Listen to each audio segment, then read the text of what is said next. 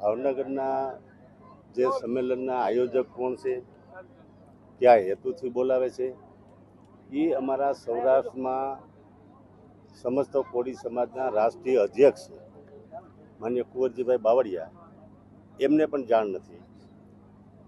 હું પણ પ્રદેશમાં હોદ્દેદાર સૌ સમસ્ત કોળી સમાજનો, વેલનાથ સેનાનો અધ્યક્ષ સૌ ગુજરાતનો, અમને પણ જાણ નથી. એટલે આ માહિતી અમને છે નહીં. ત્યાં લગી તો કયા હેતુથી બોલાવતા હોય, કોણ બોલાવે છે, એ અમને કાંઈ ઈમેલ ખબર નથી. એના એજન્ડા શું છે, એનો હેતુ શું છે, એ તો પહેલાં એને ખરેખર સંમેલન બોલાવવું હોય તો જે નોખા મંડળ હાલે છે, વેલનાથ મંડળ હોય, માનધાતા હોય કે સમસ્ત કોળી સમાજ હોય, એ સમાજની ગુજરાતના આગેવાનોની મિટિંગ બોલાવી છે કે આપણે આ હેતુથી અમે ભાવનગરમાં સંમેલન બોલાવી રહ્યા છીએ. તો બધાને ખબર પડે ને આનો હેતુ શું છે. પણ આ તો એક બે વ્યક્તિ ભેગા થઈ અને જો બોલાવતા હોય, જાહેરાત કરી હોય, તો એમાં કોઈ પણ પ્રકારની મને પણ જાણ પડશે.